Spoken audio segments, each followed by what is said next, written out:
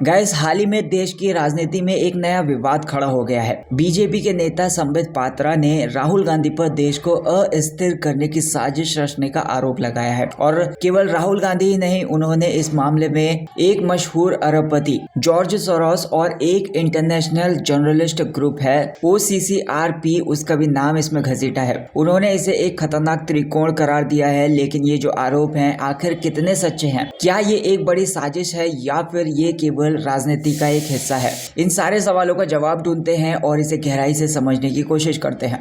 तो इस वीडियो को लास्ट तक जरूर देखिएगा, क्योंकि यहाँ पर केवल राजनीति की नहीं, देश की सुरक्षा और इसकी आत्मनिर्भरता की भी बात हो रही है। तो चलिए वीडियो को स्टार्ट करते हैं। तो आपने देखा होगा कि हाल ही में बीजेपी के MP जो हैं संबित पात्रा, उन्होंने लोकसभा में अपोजिशन लीडर राहुल गांधी को सबसे मशहूर गद्दार कहा। उन्होंने आरोप ये लगाया कि राहुल गांधी देश को डिस्टेबलाइज यानी कि उसको अस्थिर करने की साजिश रच रहे हैं। अब ये जो आरोप हैं वो केवल राहुल गांधी पर ही नहीं लगे, बल्कि हंगरियन अमेरिकन बिलियनियर और समाज सेवी जॉर्ज सोरोस और ग्लोबल इन्वेस्टिगेटिव जर्नलिस्ट ग्रुप है organised crime and corruption reporting project यानी कि OCCRP, इनका भी नाम लिया गया। संबित पात्रा ने इन्हें डेंजरस ट्रायंगल यानी कि खतरनाक त्रिकोण बताया। उनके मुताबिक ये सारे के सारे लोग मिलकर देश के खिलाफ षड्यंत्र रच रहे हैं। क्या ये जो आरोप है क्या ये सही है या फिर ये केवल राजनीति का हिस्सा है? इसको डिटेल से एनालाइज करते हैं, इन सारे आरोपों को डिटेल से समझते हैं। तो दरअसल ये जो कंट्रोवर्सी हुई है इसकी शुरुआत फ्रेंच की इन्वेस्टिगेटिव न्यूज आउटलेट है मीडियापार्ट, इससे शुरू हुई। इसने हाल ही में एक रिपोर्ट पब्लिश की है। उसके अनुसार OCCRP पर गंभीर आरोप लगाए गए। इस रिपोर्ट में कहा गया कि OCCRP ने अमेरिका सरकार के साथ अपने संबंधों को छिपाने की कोशिश की है, जबकि वो दूसरी जगहों पर भ्रष्टाचार का यानी कि करप्शन का पर्दाफाश करते हैं। OCCRP की वेबसाइट पर अगर देखा जाए तो ये जो संस्था है वो 21 मेजर इंस्टीट्यूशंस फंडिंग सोर्सेज से जुड़ी हुई है। इसमें जॉर्ज सोरोस की Open Society Foundation, the Rockefeller Brothers Fund, US Department of State, the Ford Foundation और the Swedish International Development Cooperation Agencies, ऐसी इसमें संस्थाएं शामिल हैं। अब बीजेपी का ये कहना है कि OCCRP ने उडानी ग्रुप पर अपने इन्वेस्टिगेटिव आर्टिकल्स और भारत के कोवैक्सीन डील पर 2021 की रिपोर्ट के जरिए विदेशी इंटरफेयर करने की कोशिश की गई है। पार्टी ने ये भी आरोप लगाया कि OCCRP को सोरोस से फंडिंग मिलती है और उसने राहुल गांधी का सपोर्ट करने के लिए एक्स्ट्रा ऑर्डिनरी एफर्ट्स यानी कि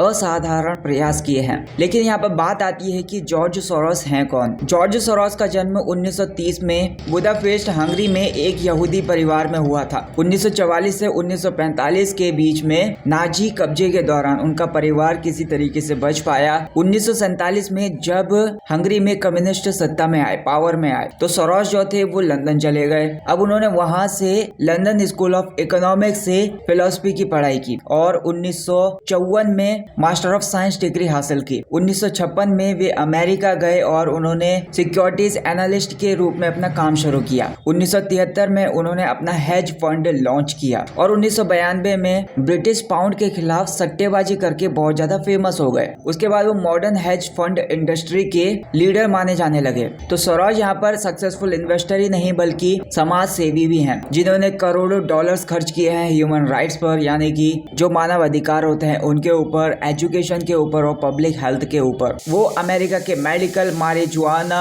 आंदोलन को समर्थन देने और गे मैरिज को वैध बनाने के लिए भी आगे रहे। अब ब्लूमबर्ग के अनुसार दिसंबर 2024 तक सोरोस की जो नेट वर्थ थी या फिर सोरोस की जो कुल संपत्ति थी वो $6.5 बिलियन थी। उन्होंने अपनी इस फाइनेंशियल क्लाउड का यूज ओपन सोसाइटी फाउंडेशन नाम से नेटवर्क बनाने में किया, जो 100 से ज्यादा देशों में काम करता है और इसका एनुअल बजट $1 मिलियन से ज्यादा है। जब हम सोरोस के बारे में इतना जान चुके हैं तो ये भी समझना बहुत ज्यादा इंपॉर्टेंट है कि इंडिया से इनका क्या रिश्ता है। ओपन सोसाइटी फाउंडेशन ने भारत में 1999 में अपना काम शुरू किया। शुरुआत में इन्होंने भारतीय संस्थानों में एकेडमिक रिसर्च के लिए स्कॉलरशिप और फेलोशिप दी। उनकी इकोनॉमिक डेवलपमेंट फंड भारत में छोटे किसानों और जो बिजनेसमैन हैं उनका सपोर्ट करने के लिए बहुत ज्यादा एक्टिव है। ये हेल्थ केयर, एजुकेशन और जो फाइनेंशियल सर्विसेज होती हैं उन तक पहुंचने या फिर उनको बढ़ावा देने के लिए काम करता है। 2008 से सोरोस ने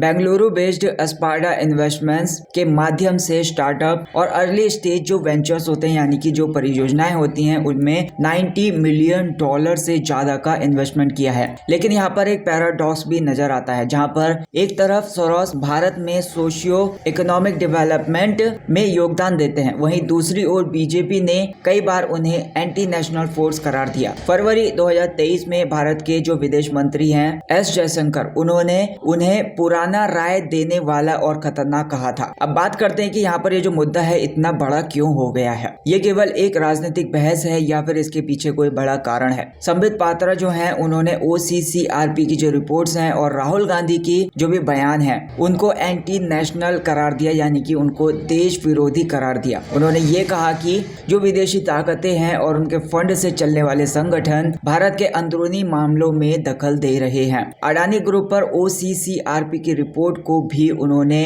इसी षड्यंत्र का हिस्सा माना। ये जो मामला है वो इसलिए बड़ा हो गया है क्योंकि इसमें न केवल एक राजनीतिक नेता बल्कि एक इंटरनेशनल बिलियनियर और ग्लोबल ऑर्गेनाइजेशन भी शामिल है। बीजेपी ने इसे नेशनल सिक्योरिटी और आत्मनिर्भरता के मुद्दे से जोड़कर पेश किया है। अब सवाल ये उठता है कि आप इस बारे में क्या सोचते हो। ये जो कंट्रोवर्सी चल रही है, आपकी इस कंट्रोवर्सी के ऊपर राय क्या है? कौन सही है, कौन गलत है? ये जो आरोप हैं ये सारे के सारे पॉलिटिकली मोटिवेटेड है या फिर इसमें सच में कोई ना कोई दम है? जॉर्ज सोरोस के भारत में इन्वेस्टमेंट और OCCRP की जो इन्वेस्टिगेटिव रिपोर्ट्स हैं उनको देखकर ये कहना बहुत ज्यादा मुश्किल है कि ये सब केवल साजिश है। लेकिन ये सच भी है कि भारत जैसे देश में विदेशी फंडिंग को लेकर हमेशा सेंसिटिविटी दिखाई देती है। मेरा मानना है कि इस मुद्दे को केवल एक पॉलिटिकल डिबेट के रूप में नहीं देखना चाहिए। हमें ये समझने की जरूरत है कि इंटरनेशनल लेवल पर चल रही राजनीति और आर्थिक ताकतों का हमारे देश पर क्या असर पड़ता है। आपका इसके बारे में क्या मानना है मुझे कमेंट सेक्शन में जरूर बताइएगा। तो वीडियो को लाइक कर देना, चैनल को सब्सक्राइब कर देना। Thank you so much for watching this video.